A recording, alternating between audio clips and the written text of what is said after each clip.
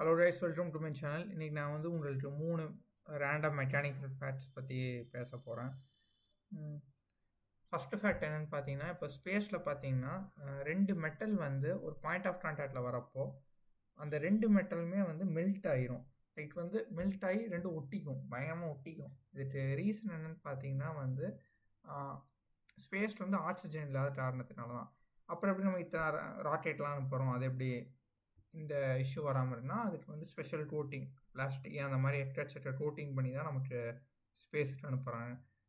Second important like random fact என்ன சொல்லலாம், இப்போ நம்ம ட்ரில் போடுவோம். ட்ரில் போடுறப்போ பார்த்தீங்கன்னா நமக்கு வந்து ஹோலாக தான் இருக்கும். பட் வந்து ப்ரிசைஸான பேர் என்ன சொல்லலாம், ருலாட்ஸ் ட்ரையாங்கிள்னு ஒரு ட்ரில் பிட் நம்ம யூஸ் பண்ணுறப்போ நமக்கு வந்து அந்த சுற்றுறப்போ வாபிள் ஆகிறப்போ ஒரு எக்ஸாக்டாக சுற்றி நமக்கு ஸ்கொயர் மாதிரி ஒரு ஷேப்பில் தான் அவுட்ரம் வரும்.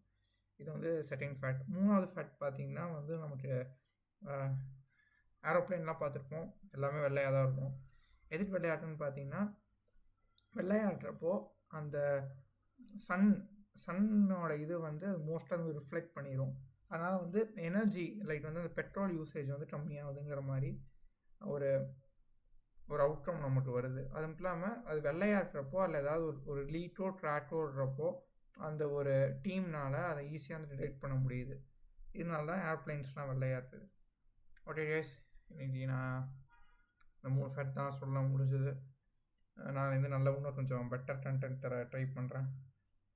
இன்னைக்கு கொஞ்சம் எனக்கு பயங்கரமாக வேலை, நான் நிறையா வெளியே போயிட்டேன். அதனால தான் என்னால் உட்காந்து எப்போயுமே ஏதாவது கொஞ்சம் டெக்னிக்கலாக தான் இந்த 10-15 நாளாக போட்டுருக்கேன். சும்மா ரேண்டம் ஃபேக்ட்லாம் போட ஆரம்பிச்சிட்டேன். இந்த மாதிரி பண்ணக்கூடாது, டெக்னிக்கலாக தான் போடணும். ஓகே கைஸ், பார்க்கலாம். சப்ஸ்கிரைப் பண்ணுங்கள், ஷேர் பண்ணுங்கள், கமெண்ட் பண்ணுங்கள், லைக் பண்ணுங்கள். அப்போ தான் முன்னொருத்தன்றெல்லாம் காமிக்கும். சரி, பார்க்கலாம்.